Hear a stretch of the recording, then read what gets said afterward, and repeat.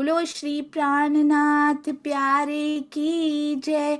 बोलो श्री सतगुरु महाराज की जय। पन्ना धाम की जय। सर्व सुंदर साथ की जय। आप सभी सुंदर साथ जी के धाम हृदय में विराजमान शोभायमान हृदयेश्वर प्राणेश्वर प्राण धन आपके नूरी कोमल चरणारविंद में कोटान कोट प्रणाम जी।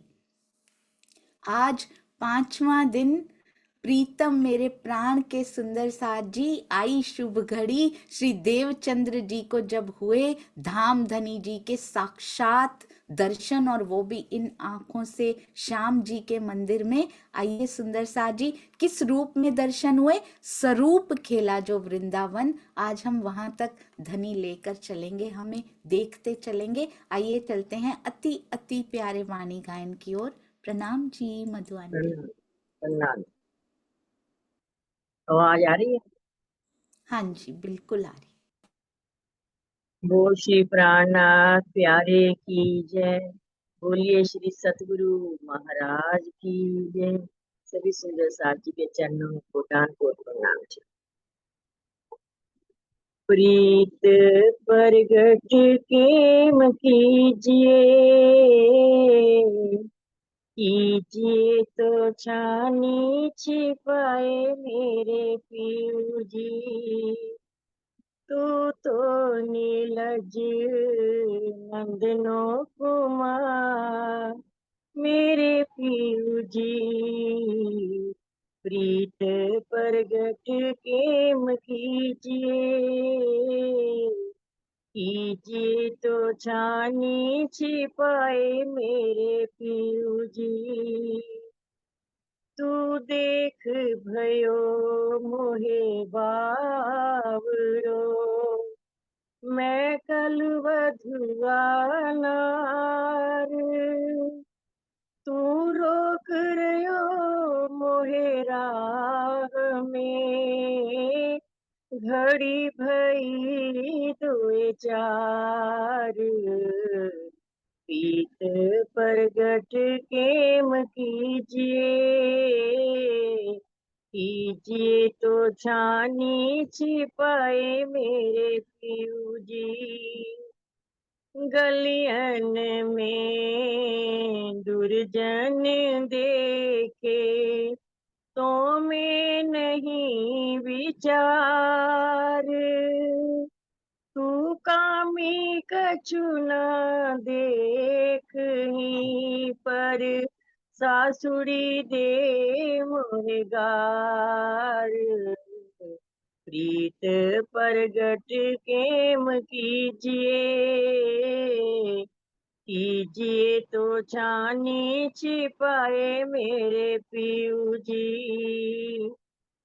सारी फारी कंठ सर टोरी, टोरियो नव सरहार। अब घर कैसे जाइए, उल्टाए दियो सिनगार। प्रीत प्रगट केम कीजिए, कीजिए तो छानी छिपाए मेरे पीऊ जी। अब मिल रही महामती पीयूषो अंगो अंग। अक्षातीत घर अपने ले चले हैं संग। प्रीत प्रगट केम कीजिए, कीजिए तो छानी छिपाए मेरे पीऊ जी। कीजिए तो छानी छिपाए मेरे पीऊ जी। बोल श्री प्राणनाथ प्यारे की जय। सतगुरु महाराज की जय। प्रणाम जी। प्रणाम जी, आपके चरणों में कोटान कोट प्रणाम जी। अति अति अति सुंदर मधु आंटी, प्रीत प्रगट केम कीजिए। ऐसे लगा ब्रज की सारी लीला 3 चौपाइयों में आपने दोहरा दी। अति सुंदर, चरणों में कोटान कोट प्रणाम जी। ये भाव प्रणाम हैं, ये प्रणाम। भाव हैं जो विशेष बना जाते हैं सुंदर साथ जी। आइए चलते हैं अति प्यारी अति सुंदर श्री बीतक साहब जी। आप जानते हैं ना सुंदर साथ जी, कौन से प्रसंग में हम श्री देवचंद्र जी के साथ पहुंच चुके हैं। चर्चा प्रारंभ होत है, सुनो साथ चित दे, भजो राज श्यामा श्री प्राणनाथ, सखी जीवन हमारो ए। श्री महामति कहे साथ जी, भया चर्चा का वक्त, अब तुम सुनियो चित्त दे। लाल आगे आए बैठे इन तखत, लाल आगे आए बैठे इन तखत। बोलो श्री प्राणनाथ प्यारे की जय, बोलो श्री सतगुरु महाराज की जय। बोलते हैं, लाल कहते हैं चित्त दे के सुनना, तो चित्त माया से लाकर धनी को देना पड़ेगा, तब सुनेंगे। तो कैसे अंदर नहीं उतरेगा, कैसे हमारी रहनी नहीं बदलेगी। सुंदर साथ जी चलते हैं देवचंद्र जी के पास। कहाँ कहाँ खोज रहे हैं, इतनी सेवा बाल मुकुंद जी उनको प्राप्त हो चुके हैं, कितनी सेवा की जा रही है। लीलबाई जी को लोग ताने मारने लगे हैं, क्योंकि देवचंद्र जी रसोई भी स्वयं बनाते हैं और वो भी विवेक प्रयोग करके बनाते हैं। बुद्धिमत्ता के साथ, विवेक दृष्टि के साथ हर निर्णय वो लेते हैं, यहाँ तक कि रसोई बनाने का निर्णय। और कहते हैं शरीर का पालन पोषण, अपने शरीर का पालन पोषण परिवार में बनने वाले सामान्य भोजन से करते हैं। आकार को प्रवाह ज्यों पर धनी जी के लिए जितना बेस्ट हो सकता है उतना भोग उनको लगाते हैं। और कहते हैं जब ऐसे दिल दे के सेवा करते हैं, बार बार पनिया भर के ले आते हैं, अगर किसी की छाया भी उसमें पड़ जाए तो लोग देख देख के परेशान हो रहे हैं, हैरान हो रहे हैं, अब वो ताने मारेंगे। तो ये तो होता ही आया सुंदर साथ जी। किसी भी सेवा के लिए आगे बढ़िए, परेशानियां बढ़ने लगती हैं, आसपास ताने मारने आने लगते हैं। क्यों? आपका मनोबल गिराने के लिए आते हैं। और ये धनी जी की ओर से प्लानिंग होती है, ये कसौटी होती है। मनोबल गिर गया, सेवा का सारा फल समाप्त हो जाता है। ऐ सेवादारों ध्यान रखिएगा, मनोबल गिराने के लिए बहुत आएंगे, पर उनकी सेवा पिया जी ने लगाई है हम सब के लिए, ताकि चेक कर पाए, जैसे उन्होंने रास में चेक किया था कि कहीं माया का लवलेश अभी बचा तो नहीं है ना। तो सेवा के लिए भी माया के कितने लवलेश अंदर बचे हैं, सेवा तभी फलित हो सकती है। अब ऐसे सेवा करें तो लीलबाई जी को ताने मिल रहे हैं। अब लीलबाई जी किसको कहेंगी आके, उनको कहते कैसी स्त्री हो, सारी मेहनत तुम्हारा पति करता है, सारा पानी वो भर के लाता है, चौका वो करता है, सारे काम वो खुद करता है, यहाँ तक कि कपड़े भी खुद धोता है। यदि कभी कभी सुंदर साथ जी वो वस्त्रों को भी साफ करना हो, वो भी वस्त्रों की सेवा की, पूरी सफाई मंदिर की वो करता है, तो तुम क्या करती हो? उनके आसपास की सेवा भी वो खुद करते हैं, कभी गर्मियों के हिसाब से, सर्दियों के हिसाब से। लीलबाई जी परेशान हो जाती हैं, वो किनको कहेंगी आके, पतिदेव को कहेंगी। तो आके बताती हैं, कहते हैं मुझे, कहते हैं तुम रसोई नहीं करती, जल नहीं भरती, चौका चूल्हा नहीं करती, गोबर से तुम लीपती भी नहीं हो, सारी सेवा तुमको करनी चाहिए, ये पति क्यों कर रहा है? अब अरज करती हैं मुझे करने दीजिए ना ये सेवा। देवचंद्र जी ने क्या कहा, ये तुम्हारा काम नहीं है। क्यों? सुंदर साथ जी यहाँ बहुत बड़ी सिखापन मिलती है। सेवा केवल जो दिखाई दे रहा होता है ना वो नहीं होती। मेरा बहुत समय से ये मानना है कि जो जो फिजिकली सेवा दिखाई दे रही, एक गूगल क्विज आया, एक ये आया, एक थंबनेल बन के आया, वो जो दिखाई दे रहा होता है ना भौतिक आंखों से, केवल वो नहीं होता, उसके अंदर जो वाइब्रेशंस, जो भावों की, जो प्रेम की, जो निस्वार्थता की वाइब्रेशंस जुड़ी होती है ना, वो बहुत इंपॉर्टेंट होती हैं। 90% वाइब्रेशंस और 10% जो सामने दिखाई देता है, क्योंकि सुंदर साथ को खुशी कब मिलती है उस सेवा में, जब वो 90% वाइब्रेशंस, प्रेम और निस्वार्थ वाइब्रेशंस होती हैं, वो भाव होते हैं। सुंदर साथ जी, वही देवचंद्र जी उनको समझा रहे हैं, कहते हैं मुझे दूर से जल लाना पड़ता है, कभी कभी बार बार लाना पड़ता है, तो मेरे आराध्य की सेवा करना तुम्हारा काम नहीं है, वो तो अंगना यानी मैं ही कर सकता हूँ। सुंदर साथ जी वो अपने आराध्य की सेवा करें तो अच्छे से कर पाती, पर अभी मेरे आराध्य की सेवा करना तुम्हारा काम नहीं है। यही वो लीलबाई हैं सुंदर साथ जी, जिन्होंने धनी जी से प्रार्थना की थी, श्री कृष्ण जी के रूप में जब वो आया करते थे, मुझे लेने आना तो मेरे सारे सुंदर साथ को दर्शन देना। ये वही लीलबाई जी हैं, अभी दुखी हो रही हैं, पर लीलबाई जी का भी स्तर कैसे कैसे कैसे जीव का बढ़ता चला गया कि उन्होंने ऐसे दर्शन किए कि मेरे सारे सुंदर साथ को दर्शन दे के मेरे तन को लेके जाना। कहते हैं तुम्हें मेरे प्राणेश्वर के स्वरूप की पहचान नहीं हुई, तुम सेवा धर्म ना निभा पाओगी मेरे आराध्य की सेवा करने का, जैसे मैं भाव से करता हूं आप नहीं कर पाओगे, इसलिए मैं आपको सेवा नहीं दे सकता, क्योंकि रास बिहारी की रासेश्वरी मैं हूं, उनकी अर्धांगिनी मैं हूं, तो अर्धांगिनी की तरह सेवा मैं किसी और को नहीं दे सकता, इससे सेवा भंग हो जाती है। जैसे सुंदर साथ जी देवचंद्र जी की सेवा वो किसी और कोई और करे तो क्या लीलबाई जी, कोई और स्त्री आके देवचंद्र जी के का खाना बनाई, ऐसा कुछ करे तो क्या लीलबाई जी वो सहन कर पाएंगी? तो ऐसे ही रासेश्वरी जब अपने रास बिहारी जी की सेवा क्या वो सहन कर पाएंगी कि मेरी जगह पे कोई और करे? और भी करें पर मैं उनकी अंगना होके करूं। एक दिन ऐसे ही सेवा करते करते करते, दिन नहीं लिखे हुए, साल भी नहीं लिखे हुए, करते करते सुंदर साथ जी ध्यान में बैठते थे। ये क्यों चौपाई आई है, कैसे दर्शन हुए? ध्यान में बैठना, चितवन करना, सेवा के साथ साथ सेवा पूजा कर रहे हैं वो, हमारी सेवा पूजा पद्धति उनको नहीं पता है, पर रास बिहारी जी के वस्त्रों की पूर्ण दिल दे के सेवा करते हुए भी चितवन में बैठ रहे हैं सुंदर साथ जी। हाउ इम्पोर्टेंट चितवन इस चौपाई के माध्यम से यही बताया हुआ है।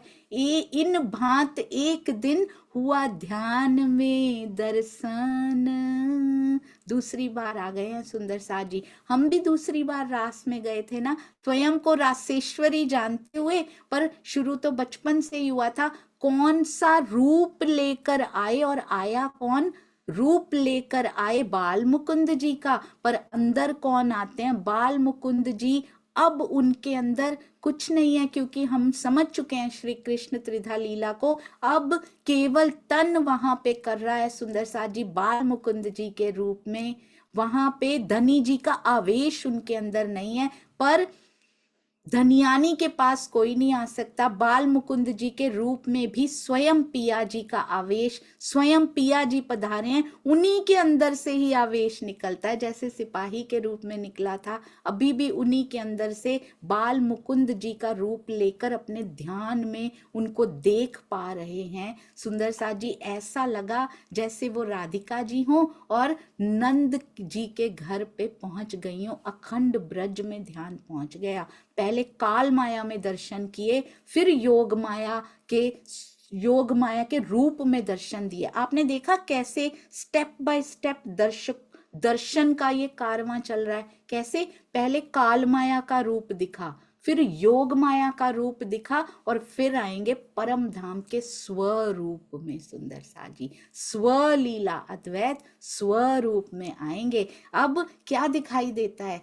यशोदा माता जी दूध गर्म कर रही हैं पीढ़ी के ऊपर बैठ के, और बाकियों को भी इंस्ट्रक्शंस देती जा रही हैं, काम करवाती जा रही हैं। वहां पे राधिका जी के रूप में देवचंद्र जी राधिका जी बन के स्वयं को देख रहे हैं। अत्यधिक आनंदित होके कहती हैं, आओ राधिका, भोजन कर लो। यशोदा जी ने कहा, राधा जी ने कहा, नहीं नहीं, कन्हैया कहाँ है, मैं उनसे मिलना चाहती हूँ। तो कहते हैं वन में कहीं खेलने गया होगा ना। तो राधा जी ने कहा, मुझे भोजन नहीं करना, मेरा मन उन्हीं के पास है, मैं उनके पास जाना चाहती हूँ। तो यशोदा मैया ने घर से मिठाई मंगवाई, उनके हाथ पे रखी और कहा, इसे ले जाओ, साथ साथ मिल के खाना। राधिका जी भी सोचिए, बाल मुकुंद जी के रूप में वो दिखाई दे रहे हैं, तो राधिका जी भी किशोरी होंगी, और वहां पे छोटे छोटे बच्चे खेल रहे हैं। वन की ओर चल देती हैं, बालकों का झुंड देखती हैं, उनसे पूछती हैं, कृष्ण जी कहाँ हैं? बालक कहते हैं, कौन से कृष्ण से मिलना है, यहाँ तो हर टोली में कृष्ण हैं। हमारे बीच में कितना फेमस, कितना पॉपुलर नाम ब्रज में ही हो गया था कि हर टोली में कृष्ण पाए जाते थे। कहते हैं नंद जी के जो बालक है ना, नंद जी के पुत्र नंद लाला से मिलना है मुझे। कहते हैं अब नंद भी बहुत हैं। कहते हैं जिनके पास बहुत सारी गायें भी हुआ करती थी ना, उनको भी नंद कहा करते थे। तो नंद जी के बालक भी बहुत हैं, अब तुम्हें कौन से कृष्ण जी से मिलना है? तो कहते यशोदा के जो पुत्र हैं ना, उन श्री कृष्ण जी से मिलना है। तो अब कृष्ण जी वहीं पास में बैठे खड़े सुन रहे थे, मुस्कुराते हुए। पिया जी बाल मुकुंद के रूप में, अति मनमोहिनी सूरत और वैसी ही सुंदर मुस्कुराहट के साथ, अति मधुर शब्दों के साथ उनको संबोधित किया, राधिका इधर आओ। और विशेष प्रेम दृष्टि से उनको देखा और अपने पास बुला लिया। अब ग्वाल बालों ने मिलके घुंघरी भी पकाई है, और उसका पानी निकाला जा रहा था, रुमाल के वो बांध के, किनारे बांध के उसका पानी निकाला जा रहा है। आप देख पा रहे हैं ना सुंदर साथ जी, कितना सुंदर वन का दृश्य है, कितनी सुगंध है, अखंड ब्रज की सुगंधी आ रही है देवचंद्र जी को। अब देवचंद्र जी भी, यानी कि राधिका जी भी मिठाई लेकर आई थी यशोदा जी के घर से, तो उन्होंने बालकों को वो भी दे दी कि ये भी सब में बांट दी जाए। कृष्ण जी ने कहा, घुंघरी के साथ मिठाई को भी बांट दो, और मेरे पत्तल में 2 भाग रख देना, एक मेरा और एक राधिका रानी का। एक क्यों नहीं लिया सुंदर साथ जी, 2 क्यों रखवा लिए? क्योंकि अभी तक 2 हैं, अभी तक वो एक हुए नहीं है। अद्वैत की भूमि में पहुंच चुके हैं, पर स्वलीला अद्वैत अभी आई नहीं है। अभी तक सुंदर साथ जी माया और ब्रह्म 2 हैं, वो भूमि है, एकत्व नहीं है उसमें। तो इसलिए मिठाई भी 2 जगह पे रखवाई जा रही है। और कहते हैं भोजन की सामग्री सबको बांट दी गई। बहुत थोड़ी सी चौपाइयों में बताया, पर विस्तार इतना है कि शायद 4 दिन तक बोलते रहो तो भी कम पड़ेगा। हृदय से, हृदय में बसाइए, आंखें मीच कर, आंखें मूंद कर देखने का प्रयत्न कीजिए, कितना आनंद राधा जी और कृष्ण जी को आ रहा है। और 2-2 भाग राधिका जी और कृष्ण जी को देते जा रहे हैं, बालक ग्वाल बाल जो बांट रहे हैं राधिका जी के रूप में। जैसे ही देवचंद्र जी ने भोजन करने के लिए हाथ पत्तल में डाला, जमीन से टकराया, तो पत्तल से टकराया और ध्यान टूट गया, और अचानक से चौंक जाते हैं, ये मैंने कैसा दृश्य देखा। सोचिए, हाथ हिलने से भी, वहां पर हाथ हिला, यहाँ एहसास हुआ, ध्यान टूट गया सुंदर साथ जी।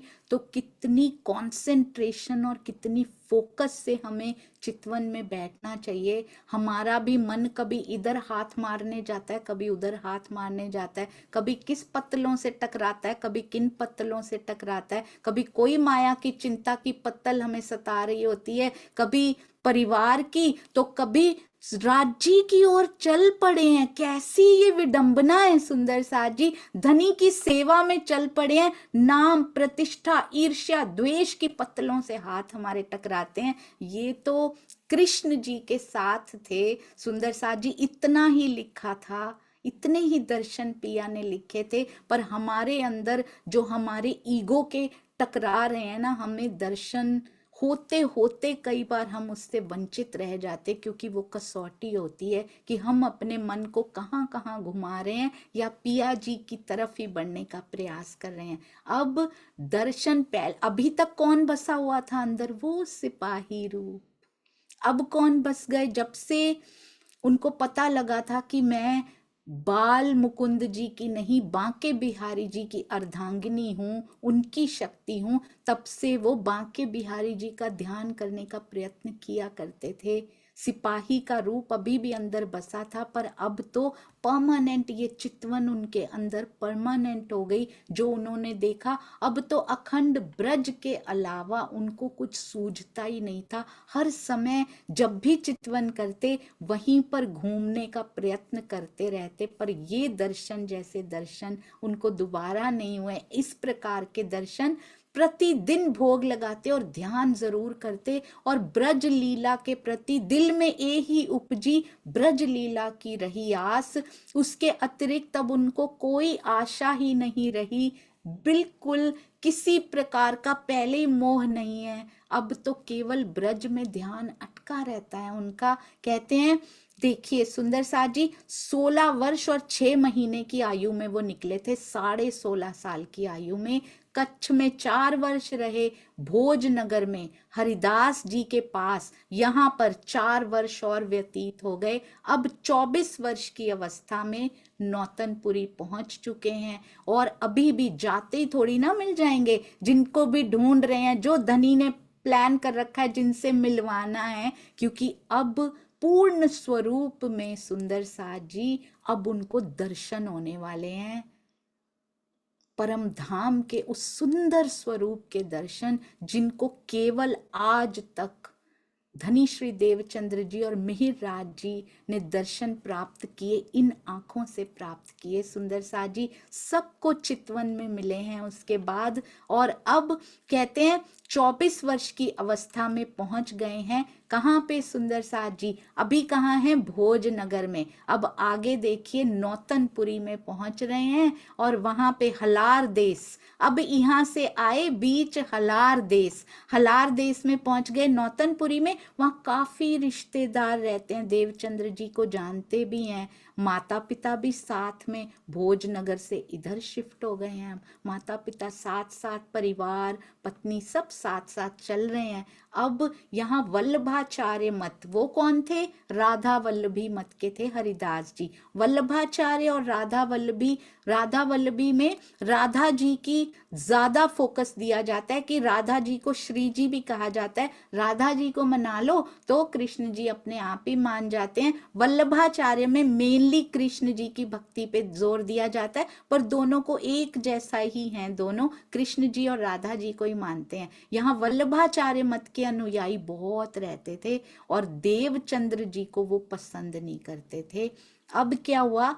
कांजी भट्ट कथा किया करते थे श्याम जी के, यानी कृष्ण जी के मंदिर में। मंदिर को बड़ा सुंदर शब्द यहाँ देवल दिया गया है। श्याम जी के देवल में कथा कहे कान्जी भट्ट। अब निष्ठा, निष्ठा बंद, निष्ठा से, पूरी निष्ठा से कैसे ध्यान किया जाता है, कैसे अपने आराध्य की सुंदर साथ जी आराधना की जाती है, ये देवचंद्र जी ने यहाँ सिखाया। 2 साल में भी हो सकता था, 6 महीने में भी हो सकता था। उन्होंने तो जीव को तपा लिया। कसौटी, कई कसौटी करी दुल्हन, इतना खोजा, इतना खोजा। सुंदर साथ जी क्यों आए होंगे यहाँ पे, ये भी जरूर सोचिएगा कि आए क्यों होंगे नौतनपुरी में। क्या अखंड ब्रज के ध्यान में अभी भी सेटिस्फेक्शन लेवल कितना पहुंचा है, उनके अंदर अभी भी पिपासा है, तभी तो वो अगले शहर में आए हैं।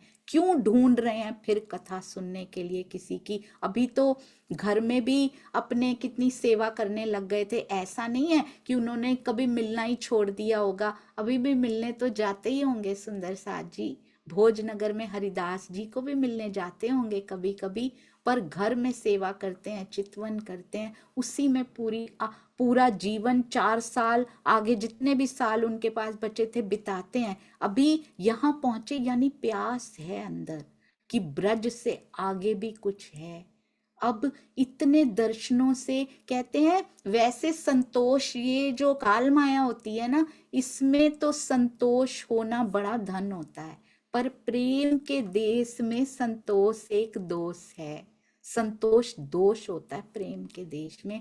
कभी संतुष्ट नहीं होना चाहिए, क्योंकि अनंत अथाह प्रेम की राशि हैं हमारे पिया जी। अब निष्ठा बंद होके कहाँ जाने लगे? निष्ठा बद्ध होकर कानजी भट्ट श्रीमद् भागवत की कथा किया करते थे। वहां पे बड़े बड़े सेठ भी आया करते थे, क्योंकि वो चर्चा कथा ही इतनी सुंदर करते थे। प्रातः काल चर्चा रूपी आत्मिक आहार लेने के बाद देवचंद्र जी शरीर को आहार दिया करते थे, और इस प्रकार के डिटर्मिनेशन में कभी कमी नहीं आई। ये डिटर्मिनेशन सुना हमने शायद आज तक 25 बार, 50 बार, 70 बार सुना होगा। हमारे डिटर्मिनेशन में क्या इससे चेंज आया या नहीं आया? सुंदर साथ जी, आज कौन कौन डिटर्मिन करना चाहता है कि हम भी चितवन में बैठेंगे, हम भी वाणी मंथन करेंगे, हम भी चितवन में जो जो बाधाएं फिजिकल से स्टार्ट होती हैं, हम उन पे कार्य करेंगे। कौन छोड़ने को तैयार है? सुंदर साथ जी, कौन ऐसा आहार छोड़ने को तैयार है? मुझे पूरा विश्वास है सुनते हुए सुंदर साथ में या उनके बच्चों में से कोई भी नॉनवेज नहीं खाता होगा, कोई भी ड्रिंकिंग नहीं करता होगा, फॉर पार्टी से की सही, पर कोई भी शराब नहीं पीता होगा, कोई भी सिगरेट नहीं पीता होगा, किसी में ऐसा कोई विकार नहीं होगा। नहीं तो उनको सुनाइए देवचंद्र जी की बीतक किसी ना किसी तरह से सुनाइए। अगर करते भी हैं वो डिटर्मिनेशन अंदर लेकर आए, बल देंगे धनी जी, वो छोड़ देंगे। सुंदर साथ जी, हम नहीं करते, हम नहीं छूट सकते इससे। हम भी अपने आहार को सात्विक करना शुरू करें। मन सात्विक होगा, हमारे विचार सात्विक होंगे, हमारा पहनावा सात्विक होगा, और सुंदर साथ जी सात्विकता के साथ ही साथ वो बैड कंपटीशन, वो डर्टी कंपटीशन, वो ईर्ष्या, वो द्वेष, वो क्रोध, वो मोह अंदर से निकलता चला जाएगा, और सबकी जड़ ईगो, ये अहंकार अंदर से धीरे धीरे मलिन होता चला जाएगा, निकलता चला जाएगा। ये मैल को अगर अब भी साफ ना किया बीतक से, अगर अब भी देवचंद्र जी से हमने कुछ ना सीखा, चित्र की पूजा करके क्या हुआ सुंदर साथ जी? आज तक क्या हुआ जो आगे हो जाएगा?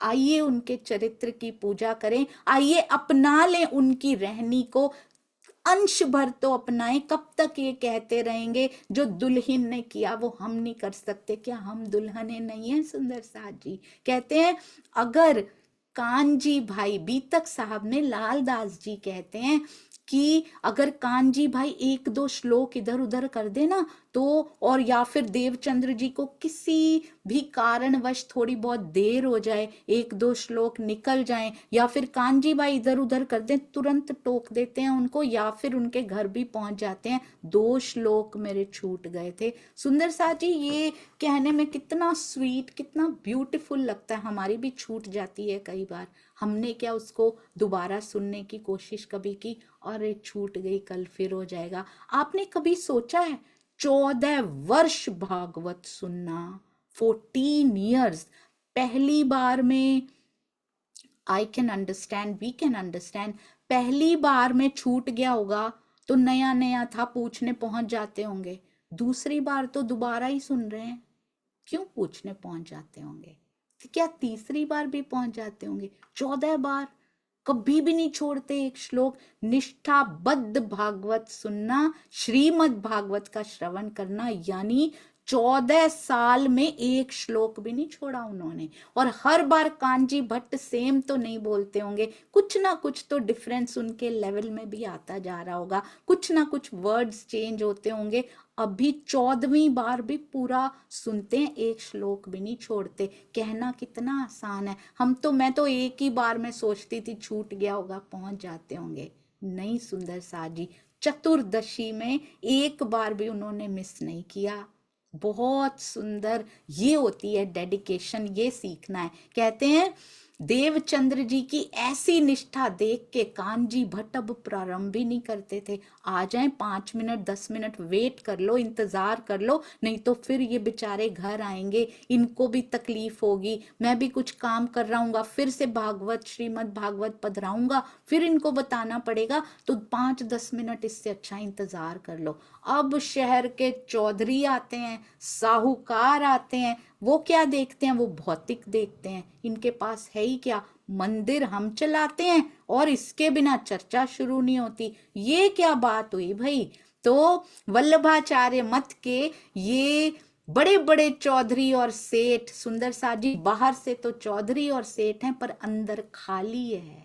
यदि हम भी स्वयं को दूसरे सुंदर साथ को न्यूनहीन समझते हैं वाणी लेकर भी, तो सोचिएगा क्या हम इन चौधरियों से कम है सुंदर साथ जी। हम इन पे बड़ी जल्दी उंगली ऐसे उठा दिया करते हैं, पर ये उंगली हमारी तरफ उठनी चाहिए। चाहे वो रूप का चौधरी पना हो, चाहे वो सुंदर साथ जी धन का चौधरी पना हो, चाहे पद प्रतिष्ठा का चौधरी पना हो, हम भी इन शहर के चौधरियों से कम नहीं है। हम भी जिन सुंदर साथ पे कहर ढाते हैं, अपने वचनों से, अपने विचारों से कहर ढाते हैं, हम किसी को नीचे खींचने का प्रयत्न करते हैं, तो हम भी एक देवचंद्र का मनोबल गिरा रहे होते हैं सुंदर साथ जी। हम भी एक जीव का जो सातम के साथ लगा हुआ है, हम उसको उठने नहीं दे रहे। बी वेरी केयरफुल, ये सिखाती हैं हमारी बीतक साहब। और देवचंद्र जी का उनसे विवाद कुछ ना कुछ वो करते ही रहते थे ऐसा।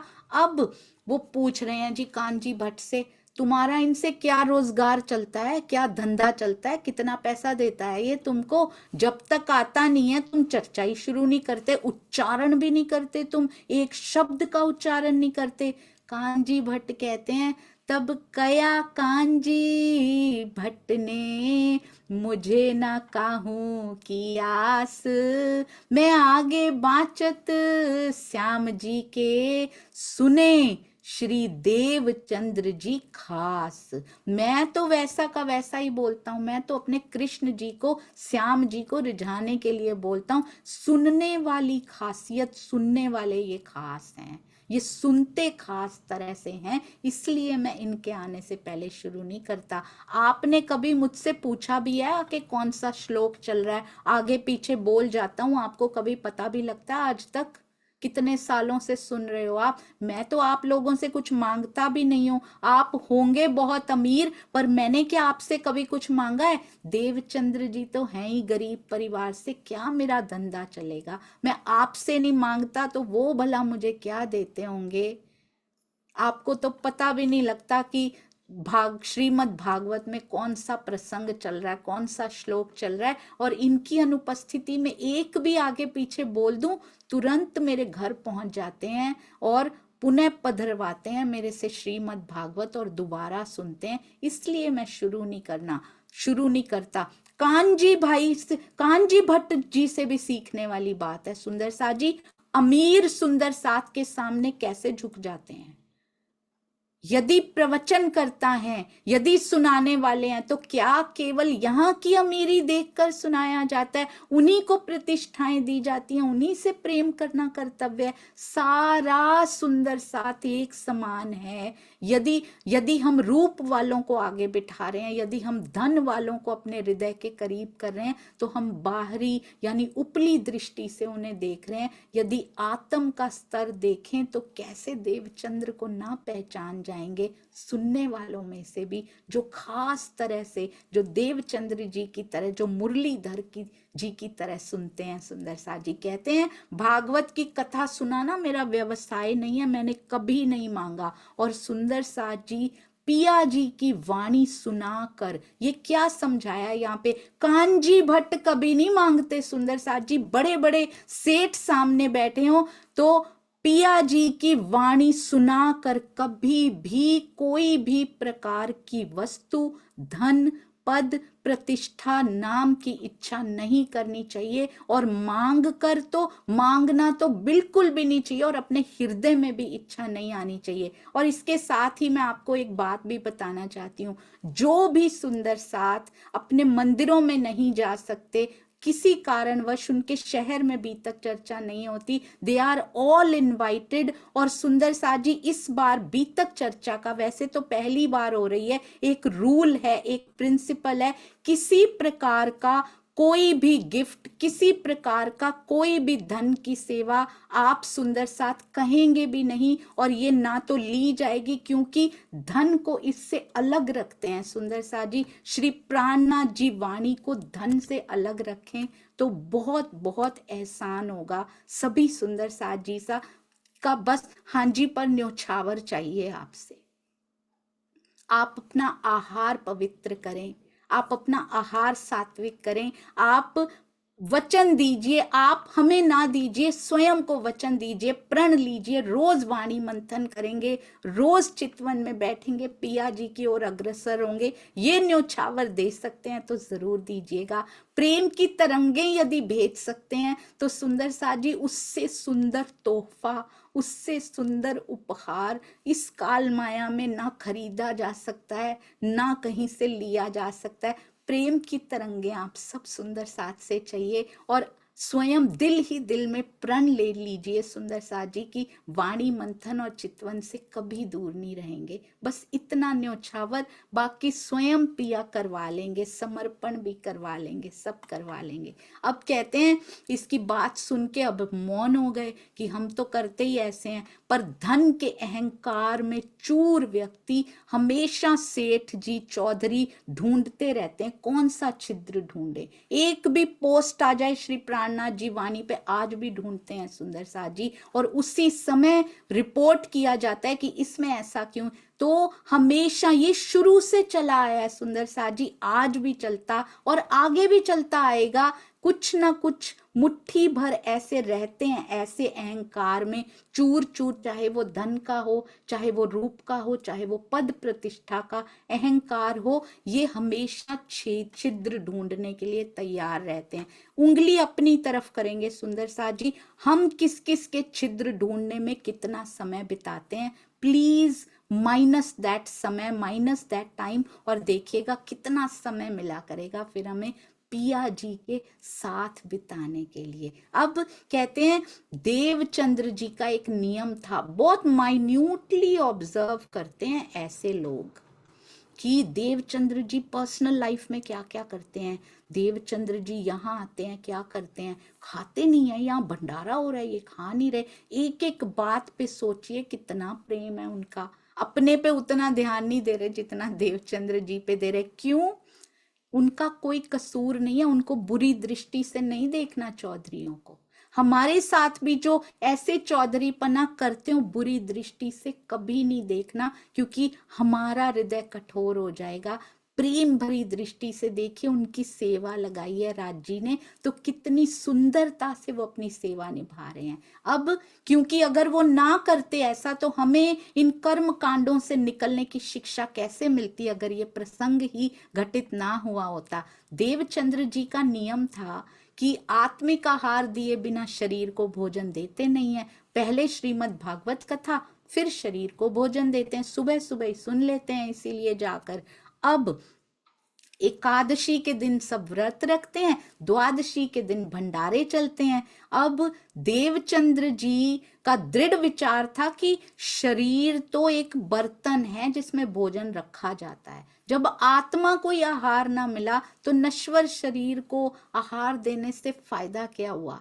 विरोधियों ने सुना एकादशी को तो ये भरपेट खाते हैं, द्वादशी को सारे भोजन कर रहे होते हैं, ये उपवास करते हैं। मिल गया जी, मिल गया, अब हम इनको नहीं छोड़ेंगे, और ये कुछ कह ही नहीं पाएंगे, हमारे कांजी भट्ट ने बताया हुआ। अब कांजी भट्ट कैसे इस बात को काटेंगे, जी भर के आपस में निंदा की, आपस में चाहे उनकी ना बनती हो, पर देवचंद्र जी के खिलाफ सारे मिलके एकत्व होकर उनकी खड़े हो जाते हैं, बाहों में बाहें डाल के बिल्कुल हृदय से मिल जाते हैं और आते हैं कानजी भट्ट के पास। और वैसे कभी समय पे आए ना हो, पर आज तो समय से पहले बिल्कुल समय पे और इकट्ठे आए हैं आज। वैसे तो अलग अलग अपने अपने घरों से आते हैं, कभी 2 श्लोक निकल गए होते हैं, कभी 5 निकल गए होते हैं, कभी तो खत्म ही होने वाला होता है, बस दर्शन ही करने आते हैं। आज इकट्ठे समय से पहले, अभी देवचंद्र जी भी नहीं पहुंचे, उसके भी पहले पहुंच चुके हैं। आप देख रहे हैं ना कांजी, ये वही मंदिर है, आपने देखा होगा नौतनपुरी में, जरूर दर्शन किए होंगे। ये वही मंदिर है जहां हमारे प्यारे धनी श्री देवचंद्र जी को दर्शन हुए, तब उनको धनी श्री देवचंद्र जी की उपमा दी गई है। ये वही मंदिर है, अपनी सुरता लेकर जाइए नौतनपुरी में, वहां सारे सेठ इकट्ठे होके आ चुके हैं। और बिल्कुल पहले देवचंद्र जी अभी पहुंचे भी नहीं, कानजी भट्ट से पूछ रहे हैं किस ग्रंथ में लिखा है द्वादशी को उपवास किया जाए, जरा संशय का समाधान कीजिए कानजी भट्ट जी। कहते हैं देवचंद्र जी ऐसा करते हैं, ये धर्म विरुद्ध आचरण आपके फेवरेट देवचंद्र जी के द्वारा क्यों किया जा रहा है, जरा जवाब दीजिए।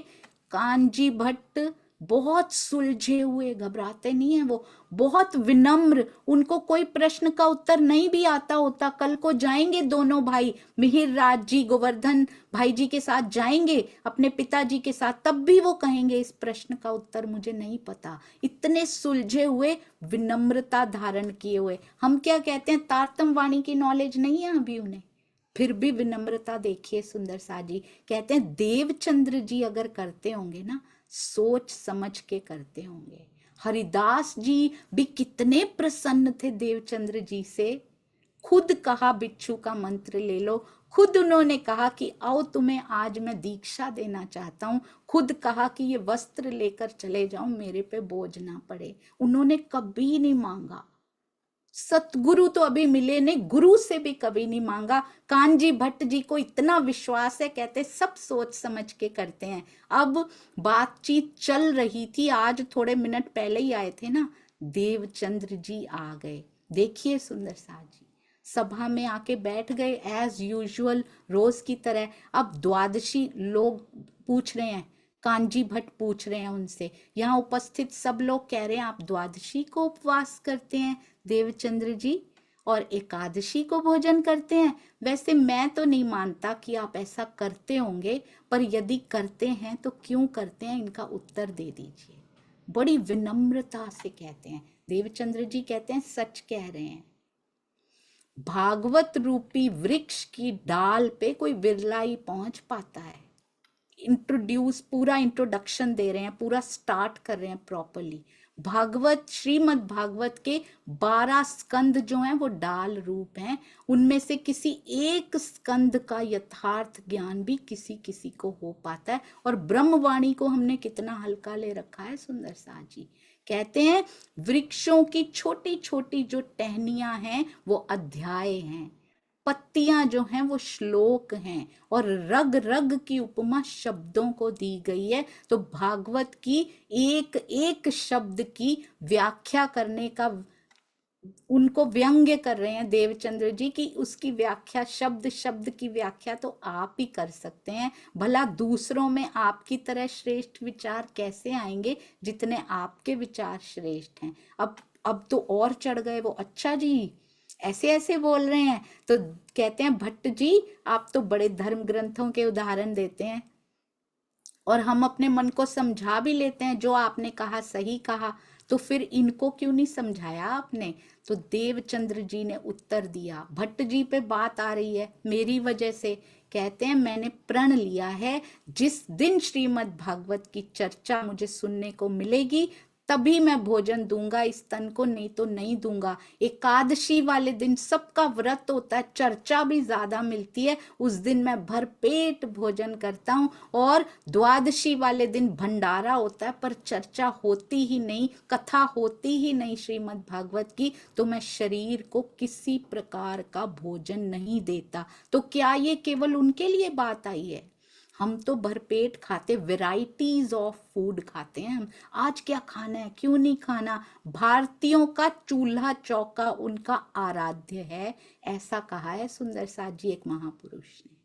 कहाँ खाना है, कब खाना है, कैसे खाना है, कौन से मसाले डालने हैं, कौन सी वैरायटी, ये सब्जी नहीं पसंद, ये नहीं, इसमें कितना समय व्यर्थ कर देते हैं हम। और आत्मा के आहार की वैरायटी की चिंता कभी नहीं की हमने। वाणी मंथन किया, आज श्रृंगार की वाणी की वैरायटी लेते हैं। कितनी वैरायटीज दी हैं पिया जी ने। आज सिंधी की वैरायटी लेते हैं, आज श्री रास की वैरायटी लेते हैं, आज चर्चनी कर लेते हैं, आज चितवनी भी करते हैं। चितवनी तो रोज ही करनी है, नहीं तो वो सारी वैरायटी पचेगी कैसे सुंदर साथ जी। आज बीतक साहब कर लेते हैं, आज साहित्य इतना छप चुका है, आओ वही पढ़ लेते हैं, आओ वही सुन लेते हैं। आत्मा, आत्मिक आहार की वैरायटी की चिंता करनी शुरू कीजिए सुंदर साथ जी। इसलिए ये प्रसंग यहाँ पे लिखा गया है। अब ये सुन के अब वो बिल्कुल चुप हो गए। अब कांजी भट्ट कहते हैं, आप बताइए, कहते हैं व्रत कहते किसको है, उपवास कहते किसको है, शुभ कार्य के लिए दृढ़ निश्चय करने को उपवास कहते हैं। ऐसे कितने, हम फिजिकल उपवास नहीं रखते हैं, पर क्या हमने दृढ़ निश्चय किया कि आज से मैं पिया जी की वाणी, मैं उनकी बीतक साहब, मैं उनकी चर्चनी, मैं उनकी चितवनी से, मैं 25 पक्षों से दूर नहीं रहूंगी। आज से प्रण लेते हैं, ये उपवास रखते हैं सुंदर साथ जी। आइए, प्रण लेने के समय है, देवचंद्र जी के साथ साथ हो जाएगा, सामूहिक रूप से हो जाएगा। कहते हैं अब उत्तर दीजिए देवचंद्र जी के प्रश्नों का। और अंत में सभी लज्जित हुए, बड़े धन्य हैं सुंदर साथ जी ये सेठ लोग जो हो गए लज्जित। और देवचंद्र जी को उन्होंने धन धन कहा, यूं कर धन्य धन्य का। बड़ा अच्छा समय था जो लज्जित होके धन्य धन्य तो कह दिया। आज तो ऐसी घटना हो तो और ज्यादा ईर्ष्या और ज्यादा द्वेष लेके चले जाते। अब देवचंद्र जी श्रीमद् भागवत की चर्चा में डूबे रहते हैं, सुनकर तो कुछ घंटे आते हैं, घर आकर भी, क्योंकि वो ब्रज का रूप और अंदर आवेश स्वरूप वो उनके हृदय में बस सा गया है। सारा दिन उनको 14 बार सुन के, हम कहते हैं वाणी बोरिंग है, हम कहते हैं यहां से सुनना बोरिंग है, यहां कुछ नया नहीं मिलता। उनको 14 वर्ष सेम श्रीमद् भागवत सुन के बोरिंग नहीं लगी, क्योंकि अंदर लगन लगी है सुंदर साथ जी। हमें लगन नहीं लगी, इसलिए हम बोर हो जाते हैं। वाणी में इतना कुछ समाया, इतनी सुंदरता समाई है सुंदर साथ जी। एक बार निस्बत की तार को एक्टिवेट करके जुड़ के तो देखिए कितना प्रेम पिया करते हैं। 14 वर्ष, 14 ईयर्स, चतुर्दशी को ही पैदा हुए, और चतुर्दशी देखिएगा आगे कितनी कितनी बार आती है। मुझे नहीं पता था हमारी जूम मीटिंग का पासवर्ड भी चतुर्दशी हो चुका है। तब नहीं सोचा था, पिया जी के 14 अंग सोचे थे, पर ये तब ध्यान में ही नहीं आया था, माइंड में ही नहीं आया था कि ये भी चतुर्दशी, बीतक भी समाधि, वाणी भी समाधि पिया जी ने। कहते आओ अब नौतनपुरी की उस घटना का वर्णन लाल दास जी कर रहे हैं कि कैसे उन पे मेहर होती है। ये पिया जी के दर्शनों की ओर बढ़ती हुई, कहना तो 14 है, बस 1 सेकंड नहीं लगता कहने में, जिस पे बीती है 14 वर्ष। कितने ताने सहे होंगे 14 वर्ष में, कितनी बार द्वादशियों में, कितनी बार भूखे रहे होंगे 14 वर्ष में। आस पास के लोगों ने कितना कितना सुंदर साथ जी दुख पहुंचाया होगा अपनी बातों से। कुछ करता नहीं है, कुछ धरता नहीं है, सारा दिन इसी में लगा रहता है, पर वो अपने कान ढांपते हैं और रोज मंदिर पहुंच जाते हैं। उनको कोई फर्क नहीं पड़ता, उनको कोई फर्क नहीं पड़ता कि मेरा घर कैसा है, मैंने क्या पहना है, मैंने क्या खाया है। बस लगन लगी हुई है कि वो उससे मिलना है। किससे मिलने का सुंदर साथ जी? अंदर श्यामा जी की आत्म बैठी है, वो तड़प रही है। किसके लिए तड़प रही है? वो अभी तक भी उसी स्वरूप को वो देखती हैं अंदर, बार बार उसको याद करती हैं, पर वो तड़प किसके लिए, जो अभी भी अंदर सेटिस्फेक्शन नहीं आ पा रहा। 14 साल जाते जा रहे हैं, निष्ठा बंद जाते जा रहे हैं। यदि 14 साल, यदि हम कहते हैं कि 14 साल सुनने से देवचंद्र जी को दर्शन हुए, तो सुंदर साथ जी कहने वाले को तो पहले दर्शन हो जाने चाहिए थे। कानजी भाई, कानजी भट्ट तो जाने कितने सालों से श्रीमद् भागवत कर रहे हैं, उनके अंदर श्यामा जी की आत्म है सुंदर साथ जी। उनको कसौटियों पे खरा सिद्ध किया जा रहा है। धनी जी की मेहर होती है तो दर्शन होते हैं, धनी जी की मास्टर प्लानिंग होती है तो 14 साल उनको श्रीमद् भागवत ही क्यों सुनाई गई, और कोई ग्रंथ की चर्चा क्यों नहीं सुनने जाते थे वो, क्योंकि उसमें ब्रज के रूप से बांके बिहारी जी नहीं, बाल मुकुंद जी से, बांके बिहारी जी की वो रासेश्वरी हैं, पर बाल मुकुंद जी के दर्शन दोनों के रूप में, वो तो पिया से ही जुड़ी हैं सुंदर साथ जी, उससे बंध चुके हैं अखंड ब्रज से। और अखंड ब्रज का अखंड ब्रज का नहीं, ब्रज का इस काल माया में सबसे सुंदर चित्रण श्रीमद् भागवत में किया गया है, श्रीमद् भागवत के श्लोकों में किया गया। इसीलिए उनको वो सुननी इतनी मीठी लगती है, क्योंकि उससे बंध से गए हैं। अब कहते हैं 14 वर्ष हो चुके, बहुत परीक्षा हो चुकी, अब 40 वर्ष की उम्र हो चुकी है। उनके शरीर को बुखार आ गया है उस दिन, कदम कदम पे माया का विरोध था, बस इतनी सी बात में समा दिया गया सुंदर साथ जी।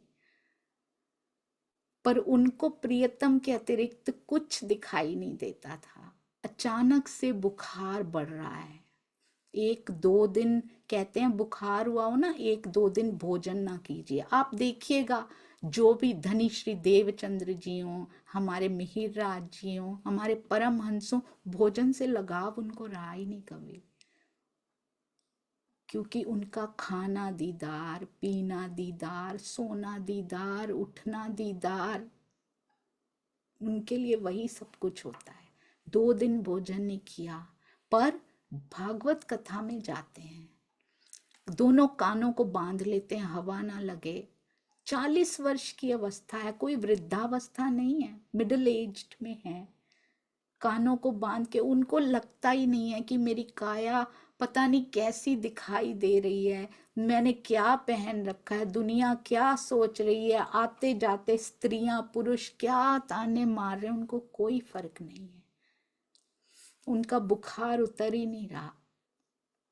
3-4-5 दिन और उपवास करते जाते हैं, और ऐसे उपवास करते करते 10-12 दिन से कुछ नहीं खाया है। 10-12 दिन, कितना कमजोर शरीर हो चुका है। अब तो कसौटी की पराकाष्ठा हो गई है, पर उनकी सुनने की रूटीन में कोई डिफरेंस नहीं आ रहा। वो अभी भी जाते हैं, लाठी पकड़ के क्यों ना जाना पड़े, चला नहीं जाता, वो किसी को नहीं कहते मुझे छोड़ आओ, धीरे धीरे कदमों से जितनी शक्ति शरीर में है वो जाते हैं। अब मत्तू मेहता जी को फिक्र हुई, वैद्य को बुलाया, 12 दिन हो गए हैं, कुछ खा नहीं रहा बेटा। उनकी नाड़ी की पहचान कराई, नाड़ी देखी, कहते हैं इनका बुखार बिगड़ गया है, सन्निपात ज्वर हो सकता है, इनको हवा से बचने की बहुत ज़रूरत है।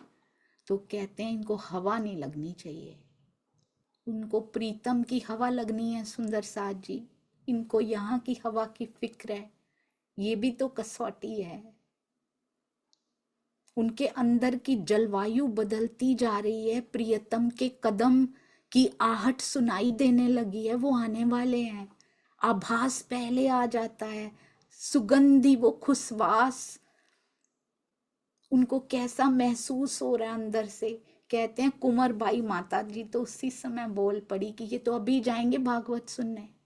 वैद्य जी सुबह सुबह ही आ गए थे, तो वैद्य जी कहते दे दो मेरी औषधि वापस दे दो, इनको सन्निपात ज्वर हो जाएगा। सन्निपात ज्वर कहते दिमाग में चढ़ जाता है, रोगी बड़बड़ाता रहता है, उसके बाद मेरी तो दवाई की भी मेरी खुद ही सब जगह पे वो फैल जाएगी कि इनकी दवाई से ऐसा हो गया, मैं तो दूंगा ही नहीं, औषधि नहीं दूंगा। तो मत्तू मेहता जी ने कहा कि नहीं नहीं, आप दे दीजिए वैद्य जी, आप चिंता ना कीजिए, हम ध्यान रखेंगे, जाने नहीं देंगे इनको आज। देवचंद्र जी सुन रहे हैं, बेहोशी जैसी अवस्था हो रही है, इतना तेज बुखार चढ़ा हुआ है, पर बोल रहे हैं, स्पष्ट रूप से बोल रहे हैं, मैं किसी स्थिति में नहीं रुकूंगा पिताजी, मुझे कथा श्रवण के लिए जाना ही जाना है। धर्म है तो शरीर है, अन्यथा कुछ भी नहीं। और सुंदर साथ जी राज्य रखते हैं, शरीर है तो धर्म है, हम सोचते हैं शरीर सही रहेगा तो कर पाएंगे, ये हम सोचते हैं, ये हमारी सोच है, ये यहाँ की बुद्धि सोचती है सुंदर साथ जी। वहां की बुद्धि जब चलती है, अभी पिया मिले नहीं है, उनको आवेश मिल चुके हैं, 2 बार मिल चुके हैं, उसी का असर है ये सुंदर साथ जी। अभी शुद्ध स्वरूप में बिना किसी जीव का, बिना किसी तन का आड़ा लिए नहीं मिले हैं, पर उनको पता है कि धर्म है तो शरीर है सुंदर साथ जी। जिसको ये विश्वास हो जाता है ना कि मेरी सांसें, मेरी एक एक सांस तेरे लिए, सुंदर साथ की सेवा के लिए चल रही हैं, उसको शरीर का भान ही नहीं रहता, उसको कोई फर्क नहीं पड़ता कि शरीर में क्या हो रहा है। मुझे पता है पिया, तूने रखना है सेवा के लिए तो रखना है, तुमने रखना है अपने दर्शनों के लिए तो रखना है, मुझे कोई चिंता नहीं है। मत्तू मेहता जी ने कहा शरीर रहेगा तब तो धर्म का आचरण होगा। तो हम कैसा सोचते हैं? हम मत्तू मेहता जी जैसा सोचते हैं, हम देवचंद्र जी जैसा नहीं सोचते। देवचंद्र जी तुरंत बोले, आपकी बुद्धि माया के अंदर भटक रही है पिताजी, मुझे कर्मों के अधीन नहीं रहना, मुझे अपना धर्म निभाने दीजिए। वैद्य इस बहस को सुन रहे हैं। आप देख रहे हैं ना सुंदर साथ जी, आपने वो घर देखा होगा, जरूर देखा होगा, जहां हमारे धनी श्री देवचंद्र जी ने इतने वर्ष गुजारे।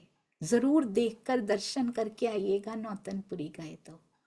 दवा से काढ़ा तैयार किया, वो देख रहे थे पिताजी रोक लेंगे इनको, लगता है देवचंद्र जी को पिलाया, अपने घर चला गया।